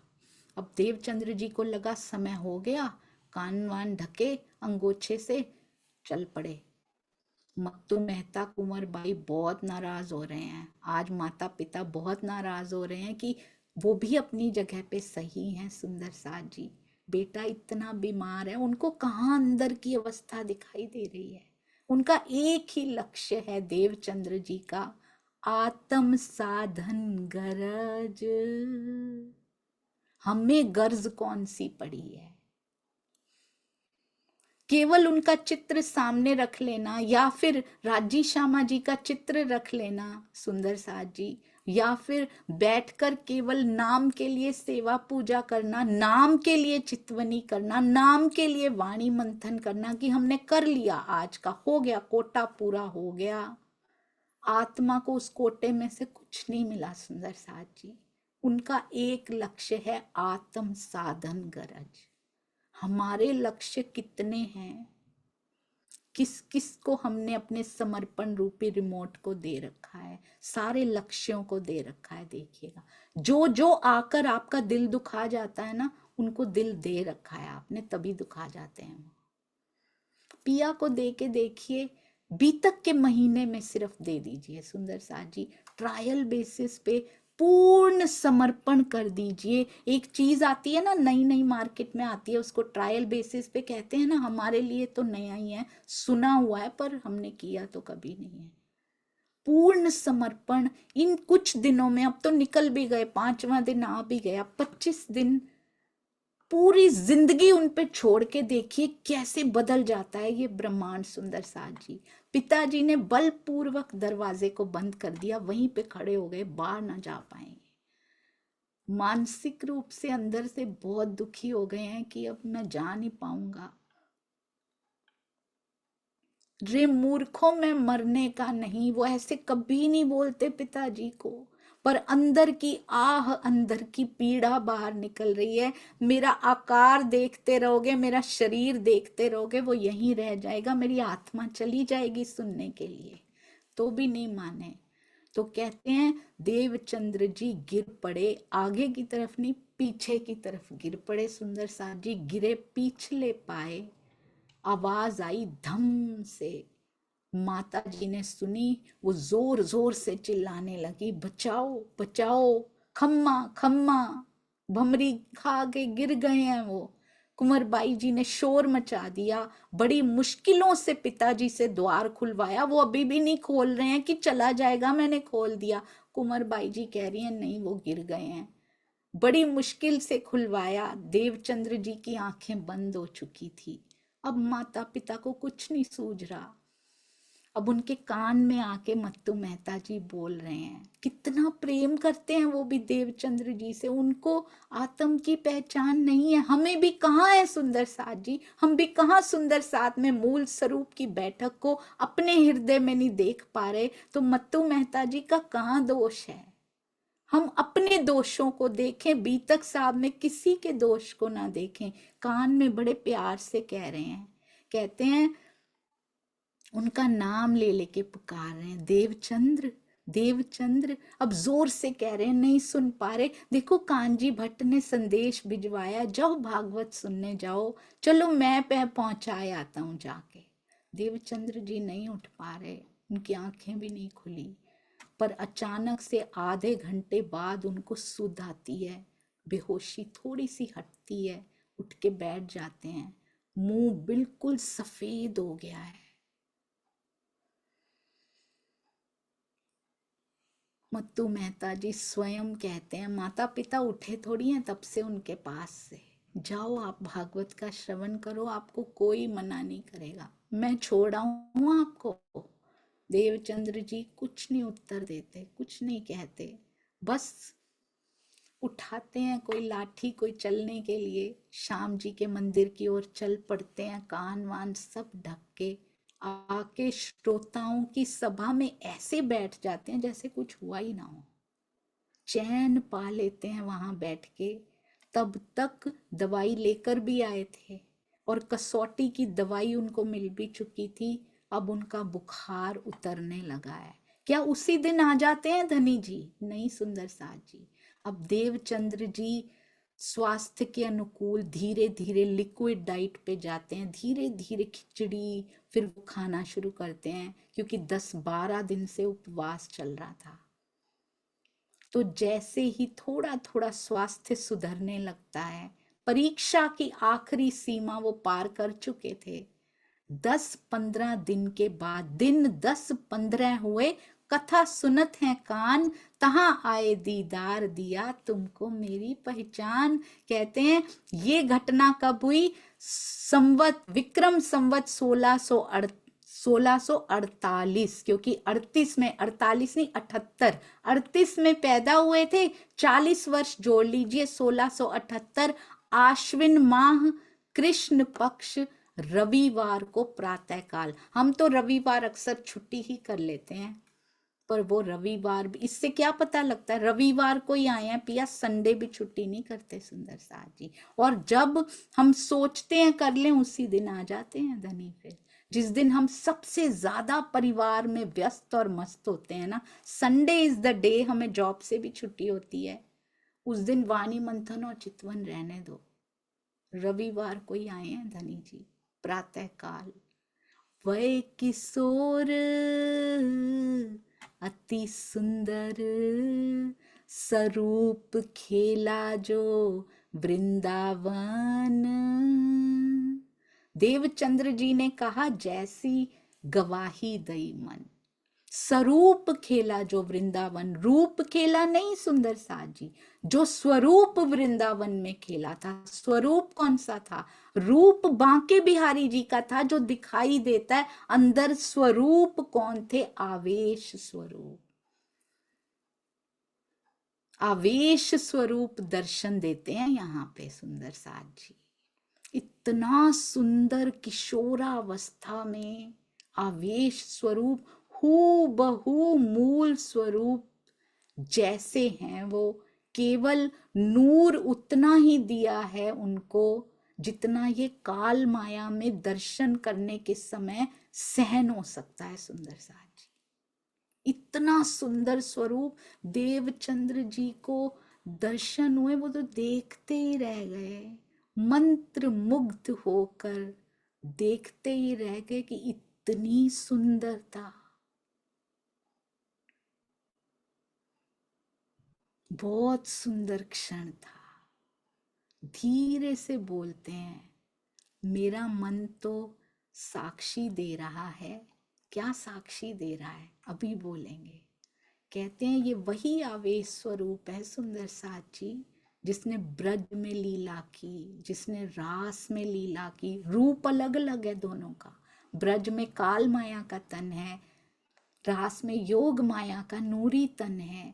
ब्रज में बाल स्वरूप में अति सुंदर अति प्यारे श्री कृष्ण जी के रूप में, जिन्होंने पूरी दुनिया को, पूरे ब्रह्मांड को मोह रखा है, इतनी सुंदरता है। रास में योग माया की सुंदरता, केवल ब्रह्म सुंदर साथ जी इतने सुंदर इतने प्यारे हैं, रास बिहारी जी के रूप में दिखाई दे रहे केवल ब्रह्म में, पर वहां किशोर स्वरूप में है। और अभी अभी कौन से स्वरूप में आए हैं? स्वरूप खेला जो वृंदावन, किशोर स्वरूप में ही आए, पर स्वरूप उनके अंदर आवेश स्वरूप यानी परम धाम के थे। श्रृंगार में कैसे पता लगता है कि परम धाम का श्रृंगार था? नवरंग स्वामी जी की बीतक में सुंदर सागर और वृत्तांत मुक्तावली में लिखा हुआ है, चरणी अंग केसरी चलके, यानी के केसरी रंग की इजार, बागो श्वेत जड़ित रंग झलके, श्वेत रंग का बागा उस स्वरूप का, फेंटो नील पीत रंग रमके। बहुत सुंदर, कितनी प्यारी भाषा, ये बोली कितनी सुंदर है। कहते हैं नीलो ना पीलो रंग का पटुका, उपरैणी रंग आसमानी चमके, पिछोरी आसमानी रंग की, पाग रंग सिंदूरिये सो है, कोटि कोटि ज्योत में जो है। सिंदूरिया रंग की पाग, करोड़ों करोड़ों ज्योतियां उनमें से निकलती हुई, रंग में रंग अनंत रंग रंगे, तेज में तेज उठे तरंगे, शोभा कहूं मैं कहां लो केती, पूर्ण परसोत्तम धनी सेती, धनी सेती। तो ऐसे श्रृंगार में पिया दिखाई दिए हैं। ऐसा श्रृंगार रास में नहीं पहन रखा था उन्होंने। खेल्यो ब्रज रास में जे ही, यही ब्रज रास में खेले हैं, क्योंकि बाल स्वरूप के अंदर भी आवेश स्वरूप थे, रास बिहारी जी के अंदर भी आवेश स्वरूप थे। क्या आप जानते हैं आवेश क्या होता है? श्री कृष्ण त्रिधा लीला की प्लेलिस्ट श्री प्राणनाथ जी वाणी चैनल पे अभी तक नहीं सुनी तो आपने कुछ मिस कर दिया है। जरूर इन लीलाओं को समझिएगा। आवेश स्वरूप क्या होते हैं, जोश क्या होता है, कौन सी शक्तियां कब कब यहाँ आई, सब पता लग जाएगा। कहते ये वही है जो ब्रजरास में खेले, साक्षात स्वरूप विराजय ते ही, उन्हीं स्वरूप ने दर्शन दिए। सुंदर सागर प्रकरण 26 चौपाई 6 से 8 में ये लिखा हुआ है। अब कहते हैं मूरत किशोर सर्वज्ञ नाम, अति गौर बरन छवि तेज धाम, बहु ज्योति पुंज बरन्यो ना जाई, रह निरख नयन दुत में समाई, लख पाग कुसुम रंग बहुत कांति, कटिबंध पीत अति हरित शांति, नीलो ना पीलो, निज श्वेत रंग बागो अभंग, श्वेत रंग का बागा, नभ रंग पिछौरी लसत संग, रंग काश्मीर, अरे वाह, रंग काश्मीर सूथन सुदेश, इम वस्त्र पंच करि मूल बेस, बहु अलंकार मणि जटित लेखी, पति दोई स्वरूप को परख देखी। ये वृत्तांत मुक्तावली में पिया जी का वर्णन यहाँ पे लिखा हुआ है। किस प्रकार की इजार पहनी है? कश्मीर के रंग की सुंदर साजी, सिंदूरिया रंग की इजार, सिंदूरिया नहीं केसरिया रंग की इजार, कश्मीर रंग लिखा हुआ है उसको, बहुत ही सुंदर। कहते हैं श्री मुखवाणी में जो परम धाम में श्रृंगार वर्णित है वही राज्य का श्रृंगार उसमें आए हैं। तो पिया जी आए, आवेश स्वरूप आए हैं। सिंदूरिया रंग की पाग, केसरिया रंग की इजार, आसमानी रंग की पिछौरी, श्वेत रंग का जामा, नीलो न पीलो बीच के रंग का पटुका। और रास बिहारी जी में क्या श्रृंगार है? केसरिया रंग की सूथनी। ये हमने श्री रास ग्रंथ में पढ़ा हुआ है। पांचे में बारीक बारीक चुन्नटे, पीले रंग की पटोली, सिंदूरिया रंग की पिछौरी, और अलग अलग प्रकार की उसमें कढ़ाई, और इस प्रकार पिछौरी का रंग भी अलग, सुंदर साथ जी। और पटोली तो वहां पहन ही नहीं रखी, और इसके अलावा मस्तक मुकुट सोहामनो, मुकुट पहन रखा है, वहां पाग पहन रखी है, श्री रास में मुकुट पहन रखा है, और साथ में चोटी भी की हुई है। बेण गूंथी एक नवल भांतनी, गोफनड़े विविध जड़ाव, उसमें गोफनड़े भी लगे हुए हैं। तो इसका मतलब देवचंद्र जी को दर्शन देने वाला स्वरूप परम धाम के श्रृंगार में था, रास के श्रृंगार में नहीं। और आवेश स्वरूप ही परम धाम के श्रृंगार में हो सकते हैं। तो सोचिए अक्षरातीत ने, और वैसे भी वाणी में लिखा हुआ है, पिया किए अति प्रसन्न, तीन बेर दिए दर्शन। तो पिया ने 3 बार दर्शन दिया, सिपाही के रूप में भी, और आए तो बाल मुकुंद जी के रूप में थे, पर अंदर आवेश स्वरूप विराजे थे। आए तो सिपाही के रूप में थे, अंदर आवेश स्वरूप विराजे थे। आए तो अभी तो आए ही आवेश स्वरूप ही हैं। कोई तन सिपाही जैसा नहीं दिखाई दे रहा, बाल मुकुंद जैसा नहीं, बाल मुकुंद जी जैसा नहीं दिखाई दे रहा, कोई जीव उनके अंदर नहीं है। सुंदर सा जी, सोचिए दर्शनों की घड़ी कितनी सुंदर, अति प्यारी, अति सुंदर। क्या कहते हैं, धीरे से, जैसे दुल्हन पहली बार बात करती है ना दूल्हा से, कहते हैं पहचानती हो, कहते हैं तुम हमारे खावंद, एता जानत हैं हम। धीरे से बोल रहे हैं, आप हमारे प्रियतम हैं, बस इतना मुझे पता है। श्याम जी के मंदिर में जाने कितने लोग बैठे हैं, वो सेठ, वो चौधरी, वो साहूकार भी बैठे हैं, किसी को ये बातचीत सुनाई नहीं दे रही। ये पिया और उनकी महारानी श्यामा महारानी के रूप में हो रही है। उन दोनों के बीच का ये वार्तालाप, तारतम का बीज मंत्र में उतर आना, ये प्रेम भरा कहाँ उतरा सुंदर साथ जी, करेंगे अभी हम। कहते बस मुझे इतना पता है कि आप हमारे खाविंद हैं। तो कहते हैं, राजी कहते हैं, खुद को पहचानते हो? कहाँ से आए हो? कौन, कहाँ से आए तुम? कहते हैं हमें तो बस इतना ही पता है कि आप मेरे धनी हो, आप मेरी आत्मा के प्रियतम हो। तो धनी कहते हैं, कुछ नहीं बोलते। सुंदर साथ जी, ये स्पेशलिटी है। अपना ज्ञान जो इतना लिया श्रीमद् भागवत से, कुछ नहीं बघारते, नथिंग एट ऑल। मुझे इतनी गवाही अंदर से आ रही है कि आप मेरी आत्मा के धनी हैं। धनी कहते हैं कोई बात नहीं, आओ, इतना ही जानते हो, आओ मैं तुम्हें बताता हूँ, सारी बात बताता हूँ। अब बतावें हम, नाम तुम्हारा बाई सुंदर, खेले तुम ब्रजरास में, मनोरथ पूरे ना भये, एक तीसरा हुआ तिन से। तुम्हारा नाम क्या है? सुंदर बाई। तभी हम सुंदर बाई के अंग सुंदर साथ कहलाते हैं। नाम तुम्हारा सुंदर बाई श्यामा जी है। तुम ही ब्रजरास में मेरे साथ खेले थे, और तुम्हारी इच्छाएं पूरी नहीं हुई, तो फिर ये तीसरा जागनी का ब्रह्मांड बनाया गया। क्यों इच्छाएं पूरी नहीं हुई? क्योंकि ब्रज और रास का ब्रह्मांड वॉज स्पेशली केटर्ड फॉर अक्षर ब्रह्म जी। उनकी इच्छाएं पूरी हुई। और ये कैसे पता लगता है? वो दोनों ब्रह्मांडों में प्रेम की लीला थी, प्रेम की लीला अक्षर ब्रह्म जी ने ही मांगी थी। इस ब्रह्मांड में स्पेशली दुख की लीला है। हमने यही तो कहा, दुख तो देखा ही नहीं, क्योंकि दुख उसमें दिखाना ही नहीं था, वो अक्षर ब्रह्म जी के लिए केटर्ड थी। 2 ब्रह्मांड, डबल सृष्टि भी उन्होंने धारण की ईश्वरी सृष्टि के रूप में। 12,000 यानी कि 24,000 ईश्वरी सृष्टि धारण की। 2 खेल उनके नाम किए गए। अब बनाए जागनी रास, हमारे लिए सुंदर साथ जी इतने दुख दिखाई देंगे, यही मांग कर आई थी, क्योंकि हमने मांगा था इनका खेल देखना है, उन्होंने मांगा था परम धाम का देखना है। क्या लीला यहाँ पे होती है, उसी का स्वाद, उसी की लज्जत, पहले प्रेम और फिर प्रेम का विलास, ब्रज के रूप में प्रेम और प्रेम के विलास रास के रूप में दिखाया गया। अक्षर ब्रह्म जी की तृप्त हो गई पूरी की पूरी। अब तो बोनस मिल रहा है, अब तो इंतजार कर रहे हैं वो कि कब इनको दिखाएंगे और उसमें से मैं क्या क्या ले लूंगा। सुंदर साथ जी कहते हैं अब सब साथ बुलाए के आओ अपने धाम।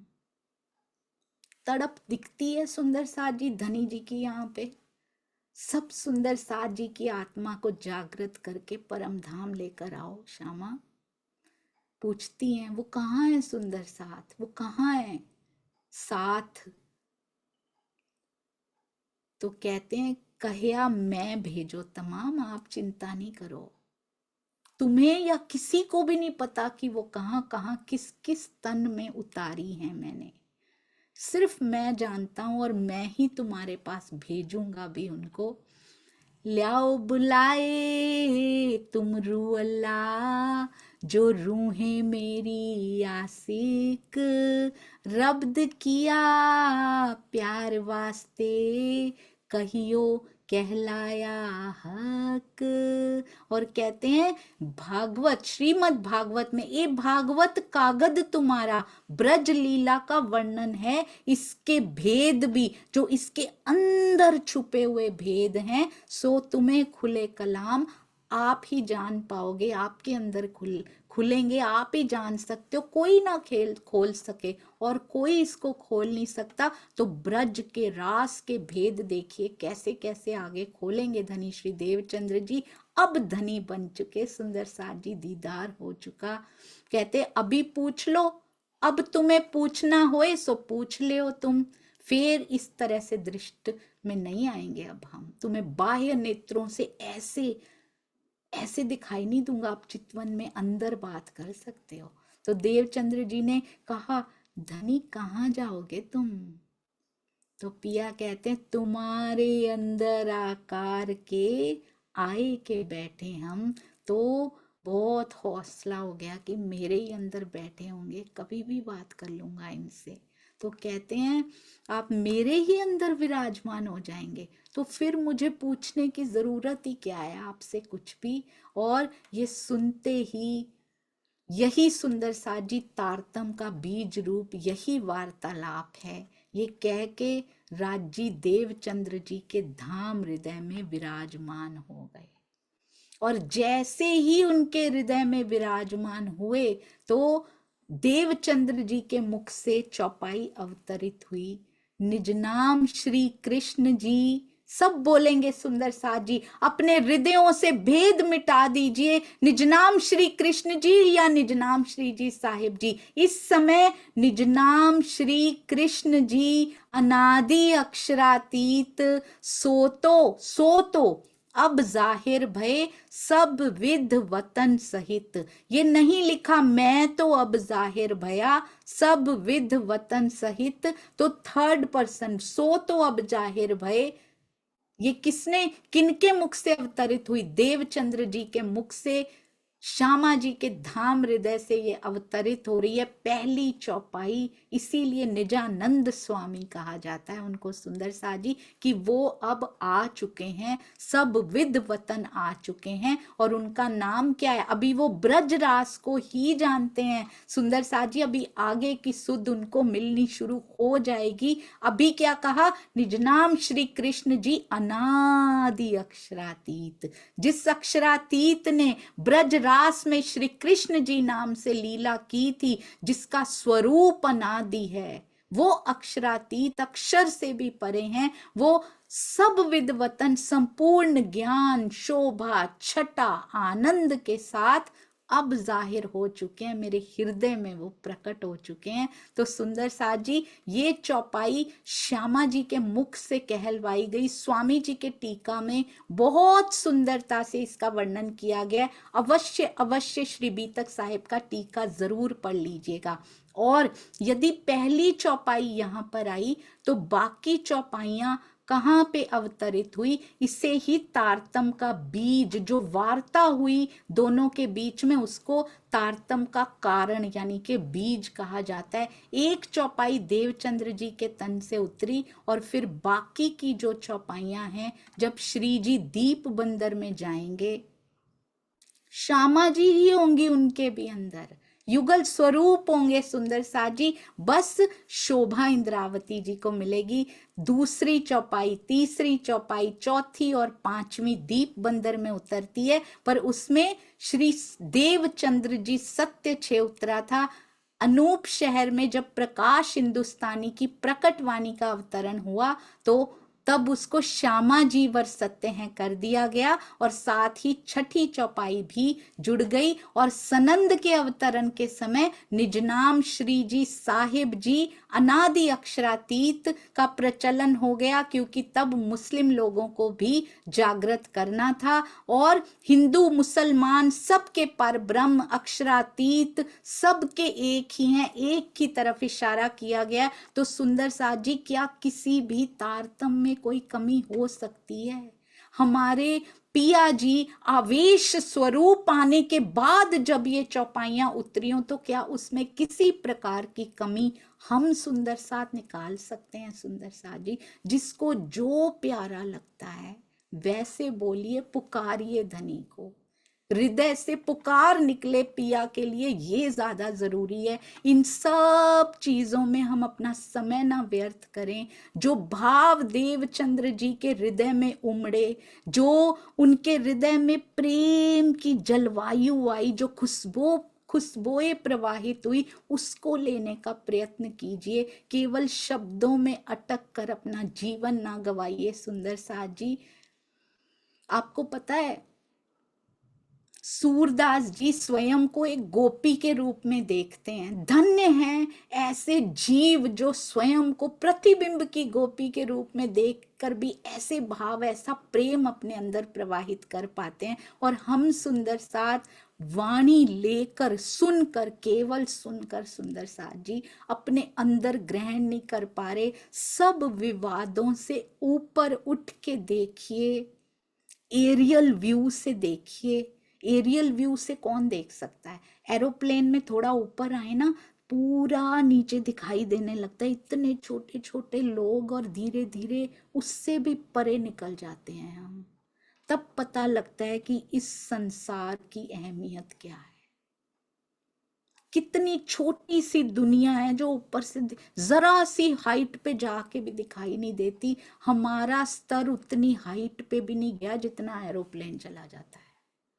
हमारा स्तर जब उस हाइट पे पहुंचेगा ना, तो ये ब्रह्मांड नगण्य दिखाई देगा, कुछ नहीं दिखाई देगा। हम उसके प्रेम गगन में विचरण कर रहे होंगे। सुंदर साथ जी, सूरदास जी कहते हैं, निस दिन बरसत नैन हमारे,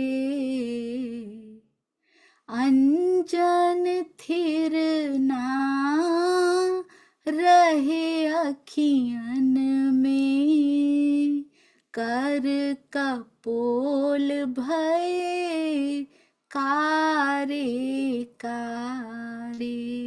प्रतिबिंब की गोपियां जब श्री कृष्ण जी का इंतजार रोज उन सड़कों पे बैठ के किया करती हैं जहां से वो कहीं गए थे कि इसी से वो वापस आएगा, तो कहते हैं हमारे तो कपोल, हमारे गाल भी काले हो गए हैं, हमारा अंजन, हमारा काजल रोज रो रो के उन गालों पे बह जाता है।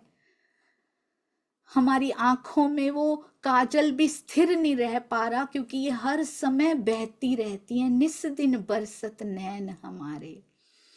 सूरदास जी उस प्रतिबिंब की गोपी के रूप में स्वयं को देख रहे हैं। हमारे अंदर वो प्रेम क्यों नहीं आता? सुंदर साथ जी, देवचंद्र जी, धनी श्री देवचंद्र जी की जय, उनकी रहनी की जय, उनके चरित्र की जय। एक बूंद भी हमारे अंदर आ गई तो हमारा जीवन सफल हो जाएगा। सुंदर साथ जी, इस घटनाओं में से कोई एक भी घटना से यदि बीतक में चोट लग गई ना, तो फिर सुंदर साथ जी हम कभी किसी की बुराई, किसी की की निंदा, किसी से ईर्ष्या नहीं करेंगे। ये इतनी छोटी चीजें लगेंगी, यहीं रह जाएंगी सुंदर साथ जी। जो संपत्ति हमारे पास है उसको पहचानिए। कहते हैं सूरदास अब डूबत है ब्रिज, काहे ना लेत उबारे। हमारे आंसुओं में ये ब्रज डूब जाएगी, उबार क्यों नहीं लेते हो? इंद्र के प्रकोप से तो बचा लिया था आपने, अब हमारे आंसुओं में ब्रज डूब गई तो बताओ कौन गुनहगार हो जाएगा इसके लिए? किस पर उसका इल्जाम लगाएंगे आप? क्योंकि ये तो आपके ऊपर जा रहा है। कब हूं बड़े विरहा दीन दूनो, भी तक सुन के भी पिया मिलन की चाह ना उपजती हो तो कोई तो कमी है सुंदर साथ जी। कब उससे मिलने की चाह उपजेगी? कब विरहा दिन दूनी प्रगति करेगा? कब यहाँ की प्रगतियों की चाहनाएं खत्म हो जाएंगी? बिन भर नैन माधुरी देखे, सब जग लागे सुनो सुनो। मिलबो हसबो कहबो सुनिबो, चित्त कछु ना सुहावे। किसी से मिलने का, बोलने का, हंसने का, कहने का दिल ही नहीं करता। ये चित्त कहीं टिकता नहीं है। तुझसे मिलना है, तुझसे हंसना है, तेरे साथ कहना है, तुझे को सुनना है। ये चित्त बस यही करता है, तेरी तरफ लगा रहे। कहीं चली भी जाऊं, यहाँ भीड़ भरे स्थान में भी मुझे उजाड़ लगती है, क्योंकि वहां तू नहीं मिलता मुझे। सब सो जाए बैठियत नारे, बात करत घबरावे। मैं कहीं भीड़ में चली भी जाऊं, मेरा दिल घबराता है कि कोई बात ना कर ले मुझसे आके। सबसे न्यारी होके बैठ जाती हूँ कि शायद वो एकांत का पल इस भीड़ में मुझे तेरे साथ मिल जाए। मैं तेरी ही संगति, तेरा ही संग यहाँ भी ढूंढती रहती हूँ। ये होती है सुंदर साजी, ये होती है अंगनाओं की रहनी, ये होती है चरित्र की पूजा करने वालों की रहनी। देवचंद्र जी के धाम हृदय में राज्य के विराजमान होते ही तब ही नजर सतवस्त को जाए के पहुंची धाम।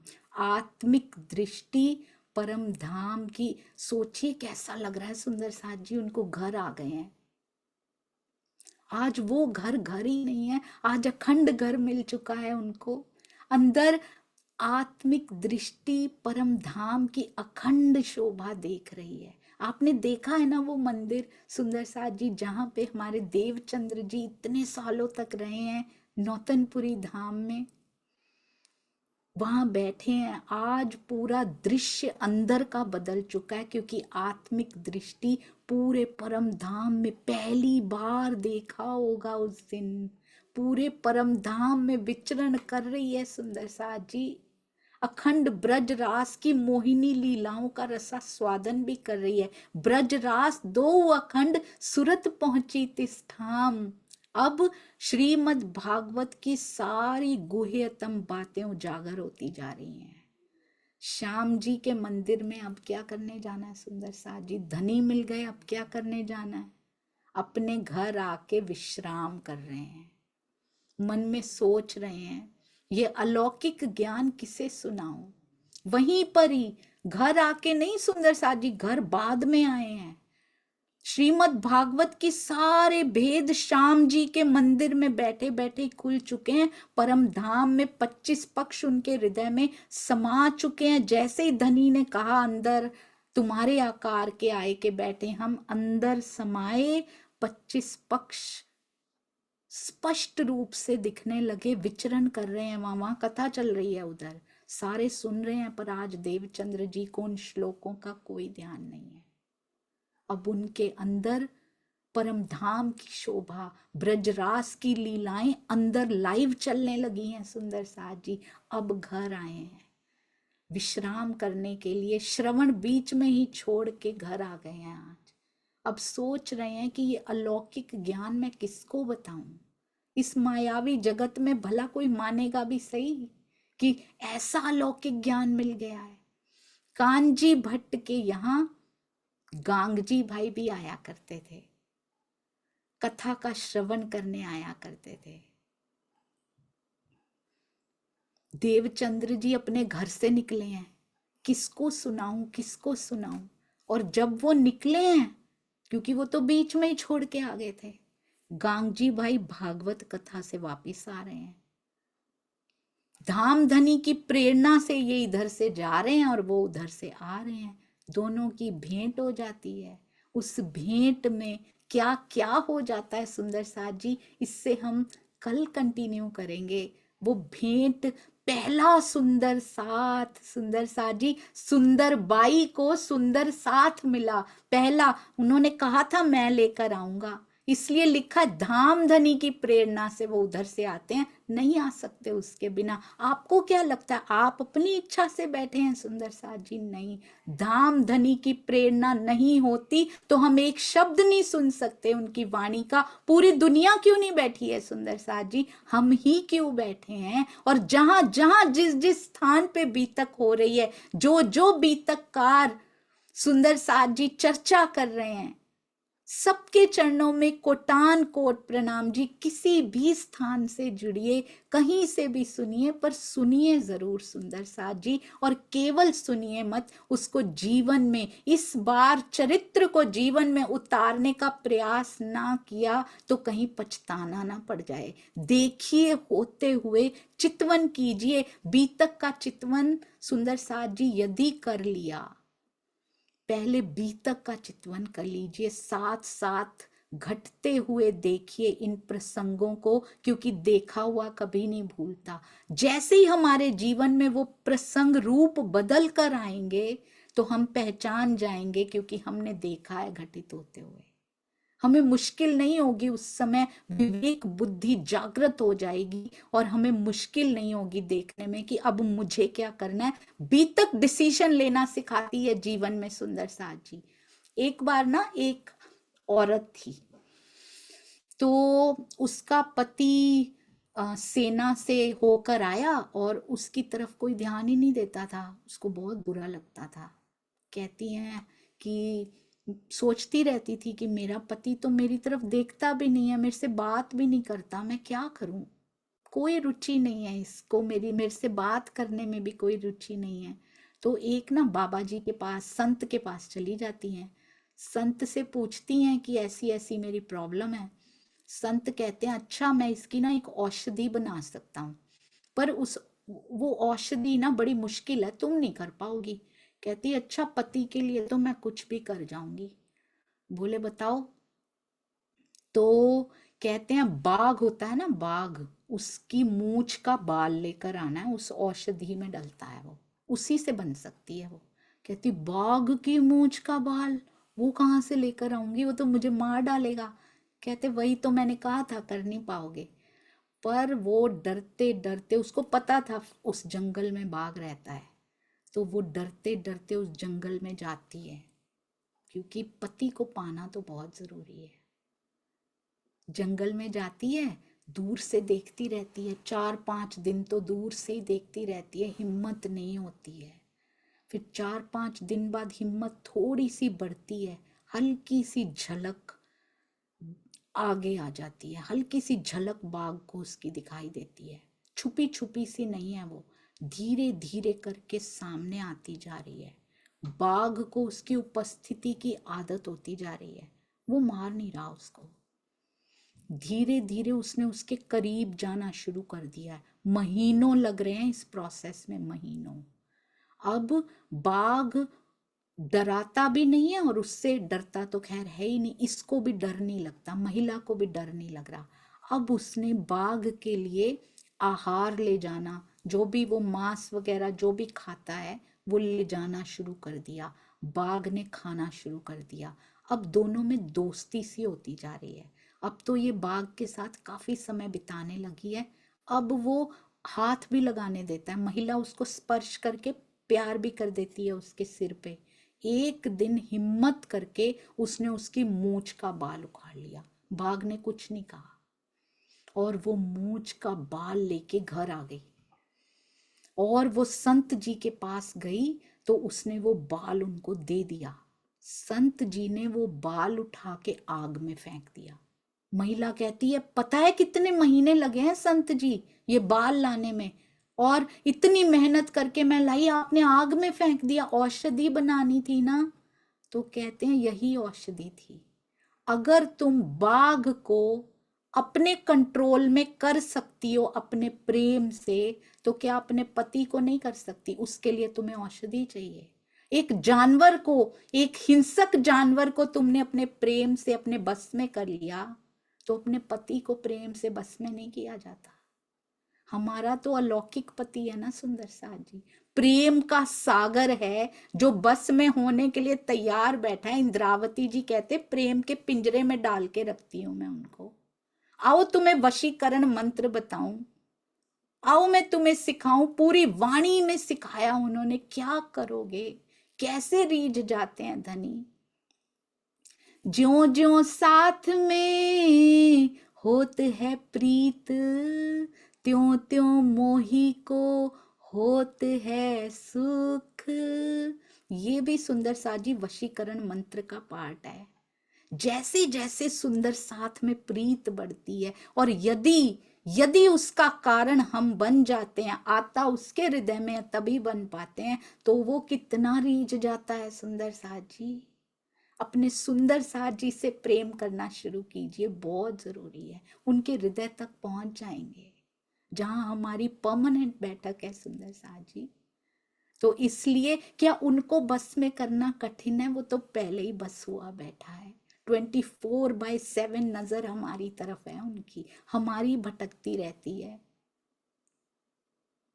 आइए उनके हृदय में प्रवेश करें। बीतक साहब को केवल सुने नहीं सुंदर साथ जी, अपने हृदय में आत्मसात करें। एक एक घटना अतीत नहीं है, ये मेरा वर्तमान है और मेरा भविष्य है, ऐसे सोचें। बीतक साहब को एक कथा प्रसंग घटनाएं सुन लेना, तो इसका मतलब हमने इसको कथा मान रखा है, हमने कहानियां, किससे कहानियां मान रखा है। हम भी कम नहीं है सुंदर साथ जी। हम कहते हैं वेदों में, पुराणों में, कुरानों में संकेत लिखे, दुनिया समझ नहीं पा रही। बीतक के संकेतों को हम कहाँ समझ पा रहे हैं। देवचंद्र जी के रूप में संकेत लिखा, तूने क्या करना है। मिहिर राज जी के रूप में संकेत लिखे हैं कि तूने रहनी कैसे करनी, हम कहाँ समझ पा रहे हैं। हम उनके जीवन को घटा घटा के उठ जाते हैं सुंदर साथ जी, हर साल उठ जाते हैं। अब नहीं, अब इनको अपने हृदय में, अपने जीवन में उतारना शुरू कीजिए। हर प्रसंग पे यदि मुझे बीतक साहब में से सुंदर साथ याद नहीं आते, तो अभी भी बीतक से मेरी वो लौ लगी नहीं है, बीतक साहब से मेरे तार वो जुड़े नहीं है। इसका मतलब आध्यात्मिक जीवन अलग, प्रैक्टिकल लाइफ अलग और स्पिरिचुअल लाइफ अलग, ये ऐसे नहीं होता है। Spirituality is part of practicality सुंदर साथ जी। इसलिए आओ चलें, मिलकर चलें, आहार को सात्विक करें। बीतक के महीने में तो कर सकते हैं, कम से शुरू करते हैं। बीतक के महीने में आहार सात्विक, पहनावा सात्विक सुंदर साथ जी, और मन सात्विक। नो निंदा, नो चुगली, नो ईर्ष्या, केवल प्रेम, प्रेम और प्रेम करके देखिए, ये 30 दिनों में वंडर हो जाएगा सुंदर साथ जी।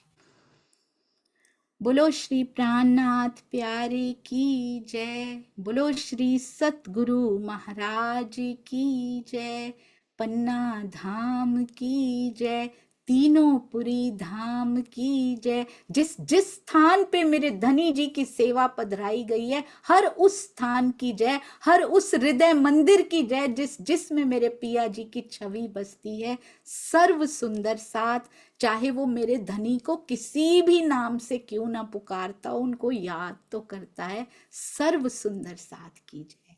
प्रणाम जी सुंदर साथ जी। प्रथम प्रयास है, आप सब जानते हैं, त्रुटियों की खान, प्रेम ज्ञान में शून्य, आप सबसे थोड़ा थोड़ा प्राप्त हो रहा है, आप सबके संग से और पिया जी की मेहर से। ऐसे ही हम सब मिलकर आगे बढ़ते जाएं।